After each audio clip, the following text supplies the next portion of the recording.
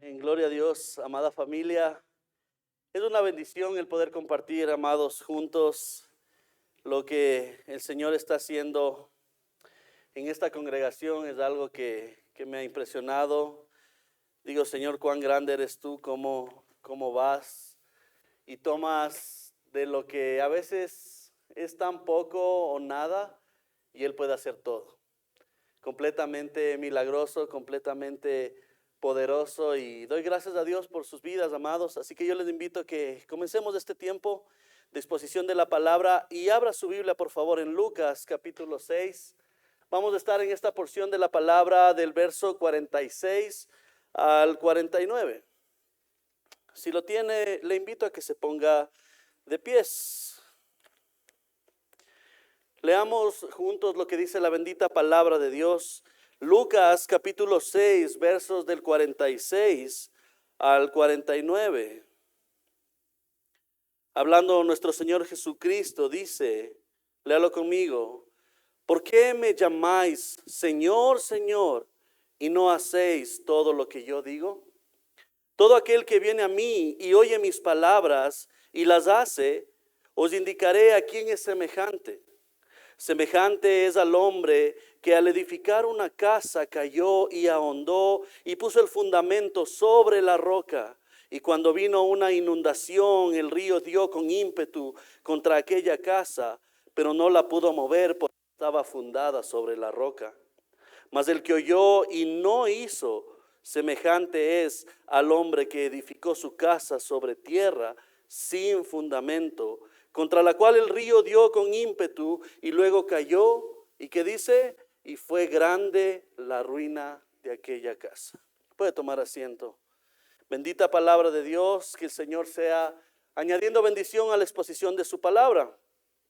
Quise ponerle como título a esta predicación. Usted puede ver en su Biblia que tiene un título especial y habla acerca de los dos cimientos. Pero quería ponerle un título con una pregunta: ¿sobre qué estás edificando tu vida? Creo que es una pregunta tan pertinente para el creyente, para aquel que profesa ser un seguidor de Cristo, aquel que cree en Cristo. Es bueno preguntarnos esto: ¿sobre qué estamos edificando nuestras vidas? Póngase a pensar, amada iglesia. Como una pequeña introducción encontré esto. Dice, hace unos años un reconocido arquitecto contaba la historia de una casa que se veía hermosa por fuera, ventanales grandes, un diseño moderno, jardines impecables llenos de rosas, de todo lo que usted se pueda imaginar. Pero sorpresa, al cabo de un par de años empezaron a notarse grietas en las paredes de esta casa. El techo comenzó a pandearse, comenzó a hacerse para abajo. Las puertas no cerraban ya bien. Esos techos se inundaban cuando llovía. Cuando el arquitecto comenzó a investigar qué era lo que había pasado en aquella casa, se descubrió el problema, amados. ¿Qué pasaba? Los cimientos no eran adecuados para el terreno. Entonces la casa comenzó a ceder, comenzó a partirse, hasta que vino un gran temblor. ¿Y qué pasó con esa casa? No solo hubo grietas, sino que se fue para el suelo. Esto me pone a pensar cómo puede verse la vida de muchas personas, familias que parecen estables, ¿sí o no? Familias que parecen exitosas, carreras exitosas, rutinas religiosas incluso cumplidas.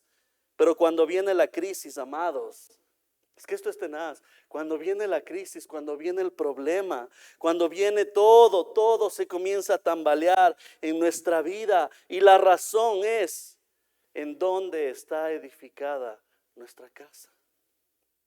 ¿En dónde estamos nosotros edificando? Lo que el mundo puede ver, lo que las personas pueden ver como exitoso, como una persona que lo ha logrado. Tal vez aquello que no se ve, el fundamento y los cimientos, cuando vienen las épocas, como sabemos decir, de vacas flacas, no queda esa casa en pie. Creo que nos llama mucho a la reflexión y el Señor Jesucristo está enseñando de esto. De hecho, Sebas lo predicó la semana anterior. Aquellos frutos que da aquel creyente, dice, por los frutos los conoceréis. Y hablaba acerca del árbol y ponía esta analogía. No le pedimos, no le podemos pedir, como decimos por ahí, peras ¿a quién? Al olmo, ¿no es cierto? No puede pedirle sandías a un árbol de manzanas. Como dicen también por ahí, nadie puede dar lo que no tiene. El Señor Jesucristo está reflexionando acerca de esto, en lo que vemos que es en un llano, el sermón del llano, lo podríamos poner así de esta forma, en contraste con lo que Él también enseña en Mateo, el sermón del monte. Y el Señor está enseñando cómo vivir, cómo se ve una persona, cómo se ve un ciudadano del reino de Dios. Y quisiera que nos basemos en 3 puntos. Mire, es una advertencia que el Señor está dando como una pregunta. Luego nos da un ejemplo y nos pone a 2 situaciones, como lo que le explicaba al inicio. Una persona que edificó su casa, ¿sobre qué? Sobre la roca. Y la otra persona, ¿sobre qué edificó? Sobre la arena. Y el Señor da unos ejemplos que me encanta cómo el Señor da tanta enseñanza profunda con ejemplos tan simples. Esa es la sabiduría de nuestro Dios. Y vamos por favor al punto número 1. Dice el verso 46. Mire por favor en su Biblia. Hoy vamos a mover la Biblia. Vamos a ver algunos versículos. Dice el 46. Mire esta pregunta que lanza el Señor. Dice, ¿por qué me llamáis? ¿Qué le llaman? Le dice, Señor, Señor, y no hacéis lo que yo digo. El Señor les está confrontando. ¿Por qué me llaman Señor? ¿Por qué me están diciendo esto si en realidad no están obedeciendo los mandamientos, todo lo que yo estoy estableciendo? Jesús plantea una pregunta retórica que desenmascara, amados, un problema común, una devoción verbal y vacía. Mucha gente decía ser seguidor de Cristo. Pero aún aquellos que decían ser seguidores, le llamaban como Señor, le reconocían. Y el Señor les dice, pero si tú me estás llamando Señor, ¿por qué no haces lo que yo te estoy diciendo? Señor, esta palabra, Kyrios en el original, quiere ver con esto no solo simplemente un título de respeto hacia Jesús, sino que implica soberanía, la autoridad. Y el dueño, aquel que es dueño, amo, Señor, absolutamente de todo lo que vemos y lo que no vemos. Eso quiere decir en el original esta palabra. Pink, uno de los teólogos, declaraba esto. Dice, el gran defecto del evangelismo moderno es presentar a Cristo meramente como Salvador, sin insistir en que también es Señor. ¿Se ha dado cuenta de esto? Presentamos a las personas, necesitas un Salvador, pero no nos olvidemos que Él es el Señor por sobre todas las cosas. Leímos hace un momento en la alabanza, aquel nombre que está sobre todo nombre, para que en el nombre de Jesús, ¿qué va a suceder? Se doble toda rodilla y toda lengua confiese que Jesús es ¿quién? El Señor, para gloria de Dios Padre. ¿Se da cuenta lo hermoso de la palabra? Este versículo contrasta con lo que dice Mateo 21 al 23. Muchos en aquel día me dirán, Señor, Señor, ¿y qué?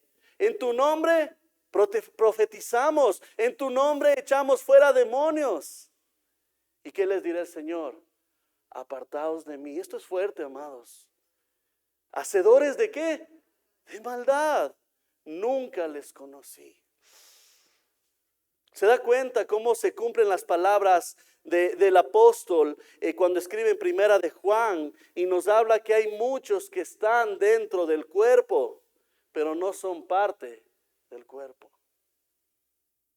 Y esto nos lleva a la reflexión de dónde está verdaderamente nuestra vida. Estamos solamente de palabras diciendo Señor, Señor. Y capaz nuestro corazón está lejos del Señor.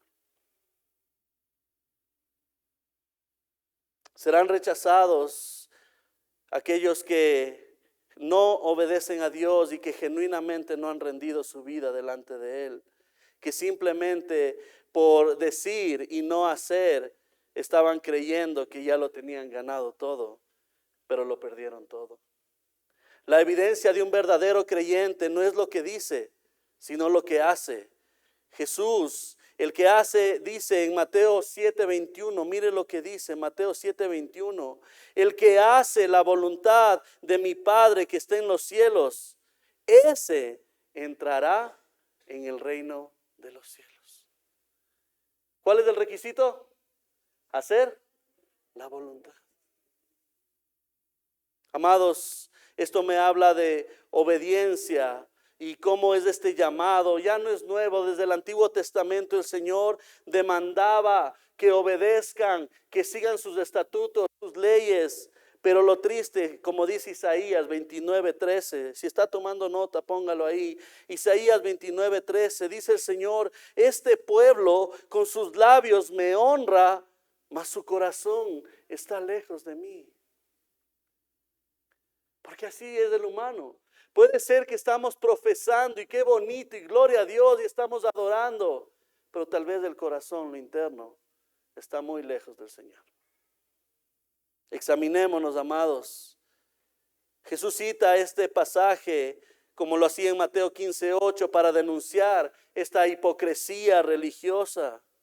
Muchos pueden tener una ortodoxia impecable, pero tienen una obediencia selectiva al mismo tiempo. Y como por ahí dicen, obediencia a medias, ¿qué es? Desobediencia. A veces escogemos y decimos, Señor, es que en estos pasajes yo sí te quiero obedecer y te voy a amar con todo mi corazón y con toda mi mente. Pero cuando el Señor te dice, ama a aquel que te hizo daño, no, Señor, es que no sabes. Él sí se pasó conmigo. Entonces, no. Eso sí de la Biblia. ¿Y sabe cómo es? Literalmente estaba viendo un ejemplo duro que hizo un pastor. Y decía, cuando tú no obedeces a Dios, es como que estuvieras arrancando hojas de la Biblia. Y dices, a ver, esto no me parece, allá. Y comienza literalmente a arrancar algo impresionante que vi. Y no era la Biblia, obviamente, era un libro cualquiera. Pero él estaba haciendo esta analogía y este ejemplo. Que a veces queremos hacer nuestra voluntad y decirle, a ver, Dios, incluso yo te voy a ayudar en esto. Tranquilo, lo estábamos viendo en la escuela dominical y le animo que venga los domingos a las 9:30. Y estábamos viendo acerca del plan de Abraham. Cuando el Señor le da la promesa que iba a tener a su hijo, ¿cómo se llamaba? El hijo de la promesa, Isaac, ¿no es cierto? El Señor le dice, te voy a cumplir esa promesa, y le da un montón de cosas que el Señor va a cumplir con él, y se desespera y dice, pero si yo ya estoy viejito, mi esposa viejita, ¿cuándo va a hacer esto? Y lo reflexionábamos en esto. ¿Qué pasa? Señor, yo te voy a ayudar. Por favor, traiga a la sirvienta. ¿Quién era? Agar. Y dice la palabra de Dios que se llegó a ella. Porque a veces queremos estar en esa posición de, Señor, esto no tomes del control de la vida, porque en esto sí yo sé cómo manejar. En los sentimientos sí, Señor, no te metas, porque yo sé a quién voy a escoger para toda la vida. Cuidado, amados. Eso puede ser que seamos autosuficientes. Aquel discípulo que no obedece tiene una fe muerta, como lo dice en Santiago 2:17-20.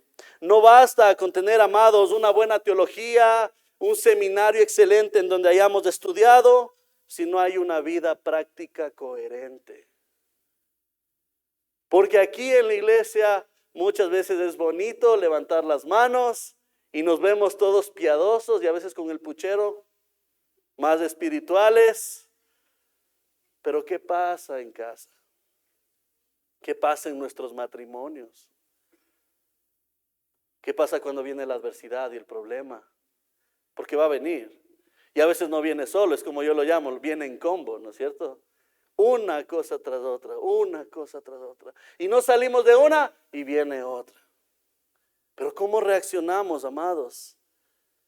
El que dice, yo le conozco y no guarda sus mandamientos, el tal es mentiroso y la verdad no está en él. Primera de Juan 2:4. Aquel que dice, yo le conozco. Muchos dirán, yo creo. Pero amados, déjenme decirles que los demonios también creen y tiemblan. Yo le conozco, dice la palabra, el tal es mentiroso y la verdad no está en él. John Stott, hablando acerca del mensaje del Sermón del Monte, declara esto, dice, no podemos confesar a Cristo como Señor si deliberadamente le desobedecemos. Es una contradicción vivir en rebeldía y a la vez decir que Él gobierna nuestras vidas. Es una contradicción, amados. No tiene que solo ser el cristiano, sino también parecer. ¿Y cuánto nos falta, amados? Piensen esto. ¿Está Cristo realmente gobernando nuestras decisiones? ¿Está gobernando mis pensamientos, mi conducta? ¿O simplemente uso su nombre como un título religioso que me da identidad sin compromiso? Pensemos en esto. El autoengaño espiritual es uno de los más peligrosos que podemos pasar, porque crea una falsa seguridad. Pablo dijo a los corintios, en 2 de Corintios del 13, el verso 5, dice, examinaos a vosotros mismos si estáis en la fe. Mire lo que dice Pablo. Examinémonos para ver si estamos en la fe. Y dice más adelante, probaos a vosotros mismos. Creo que sí les he compartido de aquí de este púlpito, pero yo conozco casos de personas que profesaron ser cristianos de 20, 30 años y cuando verdaderamente llegó el evangelio les iluminó, les confrontó. Yo he oído esos testimonios. Tanto tiempo en la iglesia, tantos domingos que asistí. Fui a las jornadas evangelísticas, fui a dar de comer a los pobres, estuve orando por los necesitados. Pero me di cuenta que no era un hijo de Dios. Qué fuerte.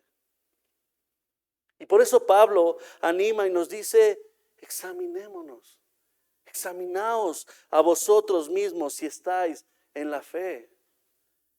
Qué bueno es hacer una introspectiva y decir, Señor, a ver, ¿qué está pasando en mi vida?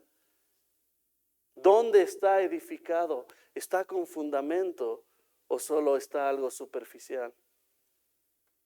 Punto número 2, la obediencia. No solo vemos esta autosuficiencia con la pregunta del Señor, sino vemos un caso acerca de la obediencia que revela este verdadero fundamento. Léalo conmigo, por favor, 47 y 48. Dice, todo aquel que viene a mí y oye mis palabras, y no solo que oye, sino que, y las hace, os indicaré a quién es semejante. Mira, el Señor pone este ejemplo.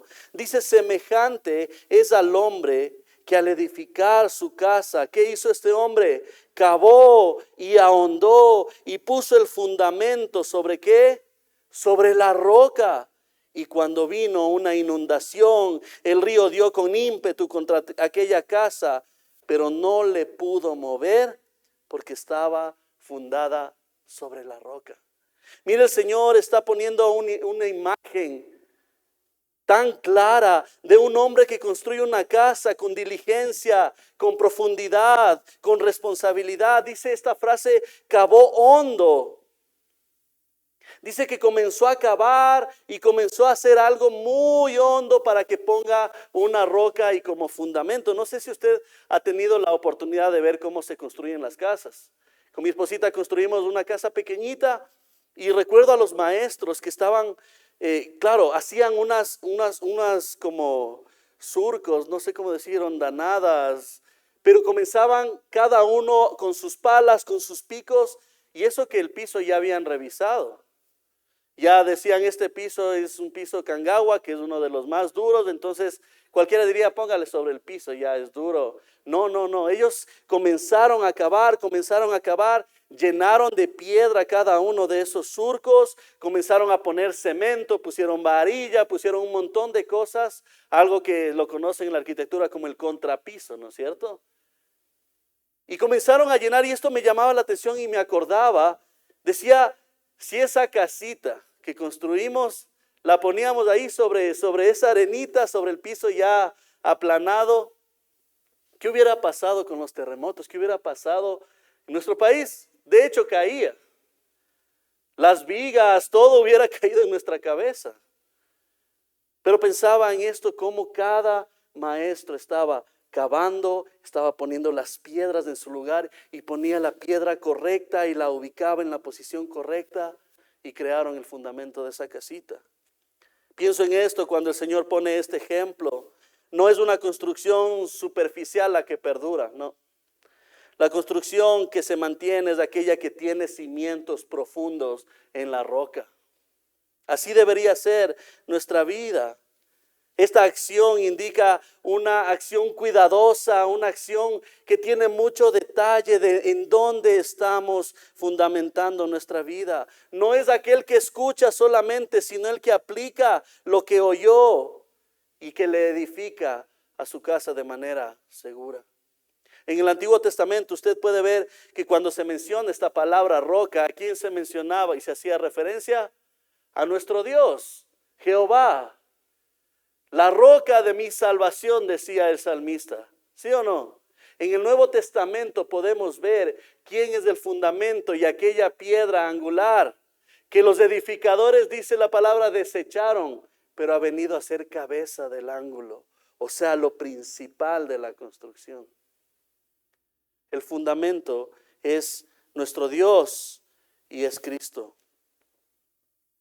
Esta imagen nos remite al Salmo 1. Por favor, acompáñenme a ver lo que dice la palabra de Dios en el Salmo 1, que yo sé que lo ha leído en más de una ocasión.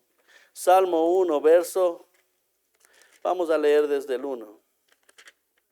Búsquelo rápidamente. ¿Ya lo tiene? Mire, aquí también lo compara la palabra, el poder edificar. Aquí nos habla en cambio de un árbol que está arraigado, que tiene sus raíces bien puestas. Dice, bienaventurado el varón que no anduvo en consejo de malos, ni estuvo en camino de pecadores, ni en silla de escarnecedores se ha sentado. Verso 2. Sino que en la ley de Jehová está su delicia, y en su ley medita de día y de noche. ¿Y qué pasa en el verso 3? Dice, será como árbol plantado junto a corrientes de aguas, que da su fruto en su tiempo, y su hoja no cae, y todo lo que hace prosperará. Mire lo que es estar fundamentado en el Señor. Aquel que está meditando de día y de noche. Colosenses 2 del 6 al 7, lo cito. Dice, por tanto, de la manera que habéis recibido al Señor Jesucristo, andad en Él. Arraigados y sobreedificados en Él. Cristo es tan intencional que les dice, miren en dónde están poniendo su confianza. ¿Dónde está cimentada su vida? Amados, unas preguntas para nosotros. ¿Estás cavando profundo en tu vida cristiana? ¿Estás haciendo el trabajo de formar, de orar, de un estudio bíblico, de buscar la santificación? ¿O te estás conformando con una fe superficial que se derrumbará ante la prueba? Martin Lloyd Jones declara, la verdadera prueba de nuestra fe no es la cantidad de conocimiento que poseemos, sino lo que hacemos con él cuando llega la tormenta. Porque va a llegar. A veces nos alimentamos tanto espiritualmente y no lo aplicamos, no los vivimos. No me mire a mí, pero a veces somos gordos espirituales. ¿En serio? Y estamos ahí Vamos a los cursos, se abrió el curso de consejería, vamos al curso de consejería. Se abrió el curso de teología, vamos al curso de teología. Hermenéutica, vamos al curso de hermenéutica. Y nos llenamos, nos alimentamos. Y al primer problema pequeñito. ¿Pero por qué a mí, Dios? Si estoy en todos los cursos. ¿Sí o no? Si diezmo. Si te estoy alabando, ¿por qué a mí? Y lo que dice Martin Lloyd Jones me encanta. Esa verdadera prueba de la fe no es la cantidad de conocimiento que poseemos, sino qué hacemos con ese conocimiento cuando viene la tormenta. ¿Cómo lo vivimos? Practica lo que predicas, porque es muy lindo hablar desde aquí. Ahora, ¿cómo será cuando Beto se baja, va al parqueadero y en su casa aplique la palabra? O en la primera pelea que tengamos con la esposita, ya. ¿Cómo reaccionamos? ¿Cómo estamos? ¿En qué está cimentada nuestra vida? Amados, la obediencia no es fácil, pero debe ser firme. No es fácil obedecer. Nos cuesta porque estamos muriendo a nosotros mismos. El creyente obediente está preparado para las tormentas de la vida, sí, Señor. No porque sea fuerte en sí mismo, sino porque está construido y cimentado sobre la roca inamovible que es Cristo. Está ahí su vida. Póngase a pensar si está edificando como esta persona, que cuando vinieron los ríos, la tormenta, los vientos, su casa permaneció. Ahora se nos presenta un segundo hombre que edificó. Mire por favor el verso 49. Dice, mas el que oyó, porque escuchó y no hizo, semejante es al hombre que edificó su casa sobre tierra sin fundamento, contra la cual el río dio con ímpetu y luego cayó. Y lo que más me llama la atención dice, y fue grande la ruina de aquella casa. Se presenta aquí el contraste. Otro hombre que también construye, pero sin cimientos, amados, sin cavar, sin profundizar. La casa representa como la vida y la apariencia puede ser similar a la anterior. Puede estar edificada y decir, wow, qué bonitas casas, hasta que te conocí. No, mentira. Hasta que vino el problema, vino la dificultad, la tormenta. Pero la diferencia es crucial, amados. Está en lo que no se ve. Aquello que uno diría, pero ¿será tan importante tener un fundamento? Si eso no se ve, la casa está firme. Mire cuando venga un terremoto, mire cuando venga los ríos, los vientos, esa casa va a caer. Mateo 7, 26 y 27 nos habla, dice que la casa cayó y que fue grande su ruina. Calvino, hablando de esto en su comentario sobre los evangelios sinópticos, dice, no es suficiente tener la verdad en los labios, debe habitar en el corazón y debe manifestarse en la vida. Porque cualquiera puede decir, pero ¿cómo lo vives? Eso es otra cosa, amados. Este hombre que nos relata el Señor, dice que escuchó, aquel que oyó el mensaje. Gran diferencia, no lo hizo, no lo puso por obra. Es el que tiene conocimiento, pero no tiene transformación. Es una teología sin obediencia, apariencia sin esencia. La prueba de la vida, la inundación, las tormentas, siempre va a revelar la verdad. ¿En qué estamos edificados, amados? Dice Santiago 1:22. Usted puede leer toda la porción hasta el 25. Dice Santiago, pero sed hacedores de la palabra y no tan solamente, ¿qué? ¿Usted lo ha leído?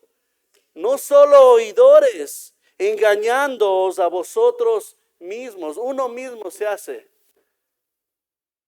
daño, uno mismo es el que se afecta. La pregunta no es solo si escuchas sermones, si tomas notas o asistes a la iglesia regularmente. La pregunta es si tu vida cambia con lo que estás escuchando, amado y amada. ¿Hay una transformación en tu vida? ¿Sí o no? Porque llegará el momento de la tormenta, de la crisis, la pérdida, la enfermedad, el sufrimiento. Llegará. Y si no has obedecido, tristemente todo se vendrá abajo. Últimamente creo que cada uno somos conscientes que como iglesia hemos pasado tiempos difíciles. Escuchamos de gente que tiene diagnósticos de cánceres terminales, de cosas y enfermedades que han afectado, de familias que se han roto. Amados, eso es parte de la vida y va a llegar. Y uno dice, no, pero que no me toque a mí. En algún momento, en algún área de tu vida, eso va a llegar. Pero si no somos hacedores de la palabra, caerá esa casa porque no está edificada sobre el fundamento que es Cristo Jesús. La tragedia más grande no es perder una casa física.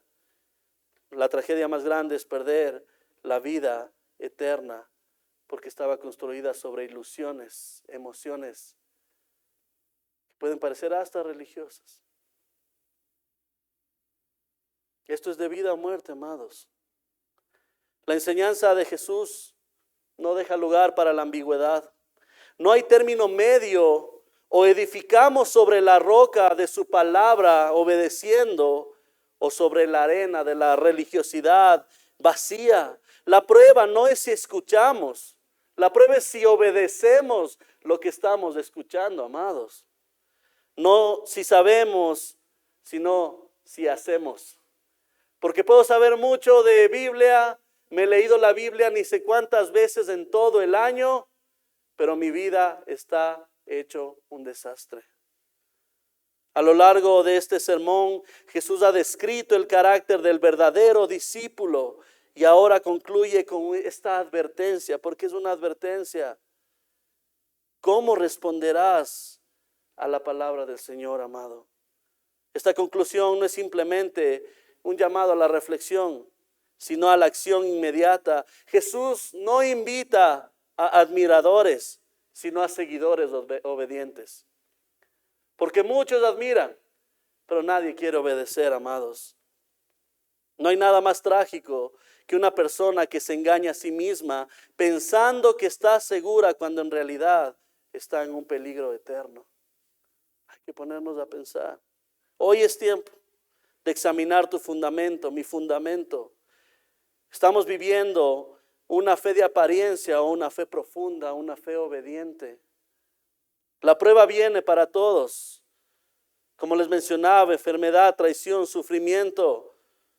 Se pierden cosas materiales y si nuestra vida no está fundamentada en Cristo, en su palabra, el resultado será la ruina completa. No solo una caída emocional o moral, sino una pérdida incluso hasta eterna. Amados, esto es urgente. Este es el llamado, iglesia. No seamos como oidores olvidadizos, sino seamos hacedores constantes. No vivamos una fe solo de domingo, sino una obediencia de todos los días. No construyamos sobre emociones pasajeras, sino sobre la verdad eterna que es Cristo Jesús. La roca, amados, permanece. El río vendrá. Los vientos golpearán contra esa casa, pero la roca permanece. Dice Pablo en Romanos 2:13, porque no son oidores de la ley los justos ante Dios, sino los hacedores de la ley serán justificados. Cada uno de nosotros que salga hoy de este lugar determinado a no solo llamarle Señor, Señor, de labios para afuera, sino a vivir como si verdaderamente Él fuera el Señor y amo de nuestra vida.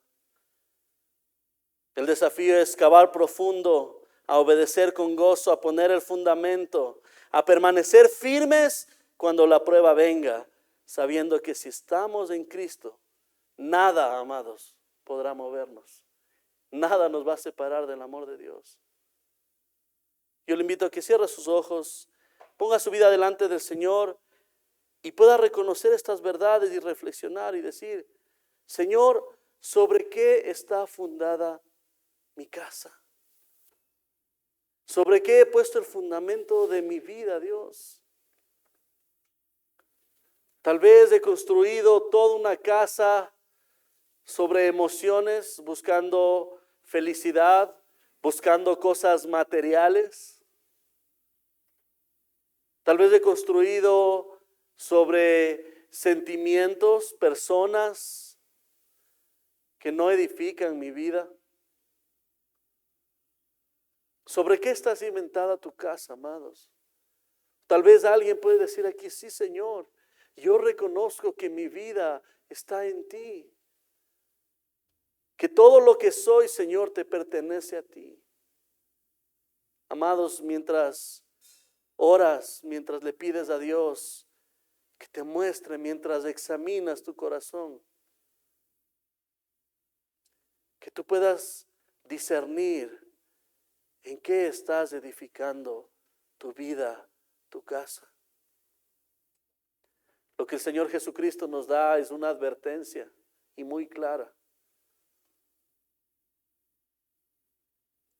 ¿Será que el Señor te compara con el hombre prudente que edificó sobre la roca o te comparará con el necio que edificó sobre la arena? Señor, yo te pido de una manera muy especial que muestres, Señor, cómo está nuestra vida, cómo está nuestro corazón delante de ti, Dios. ¿En qué estamos cimentados? Padre, estamos hablando de la vida eterna o de la muerte eterna. Señor, pon convicción en cada corazón. Tal vez nos hemos estado guiando solo por lo superficial. Tal vez venimos los domingos y escuchamos y hacemos una rutina y cuando llegamos a casa nos olvidamos completamente. Señor, si es así, perdónanos. No queremos, Señor, ser simples oidores. Permítenos ser hacedores de tu palabra, Dios. Somos tan necesitados de ti, Señor. Como dice tu palabra, que lejos de ti nada podemos hacer, Dios. Mira, Señor, cada corazón. Gracias, Señor, porque tú pones el querer como el hacer de tu buena voluntad. Y porque tú nos muestras, Señor, en qué está edificada, en qué estamos construyendo esta casa, Señor. Padre, gracias porque tu verdad nos confronta, porque tu verdad nos alienta, porque tu verdad nos ilumina. Gracias porque tu verdad nos muestra el camino por el cual debemos transitar, andar, Señor. Padre, gracias porque aún así vemos tu amor, tu misericordia, tu cuidado, ese cuidado paternal para con nosotros. Gracias, Señor, por darnos de tu palabra. Gracias por confrontarnos, Dios. Te amamos, te adoramos, te bendecimos y queremos atesorar esto en lo más profundo de nuestro corazón. Que esté arraigada tu palabra en nuestra vida. Señor, gracias, porque tú sabes en qué condición estamos cada uno en este lugar. Tú sabes lo que necesitamos, sabes lo que nos hace falta. Pero lo más importante, Señor, es que tú puedes, Señor, llevarnos hacia ese fundamento perfecto que es Cristo Jesús. Señor, te damos la gloria, te damos la honra, en nombre de Jesús. Amén.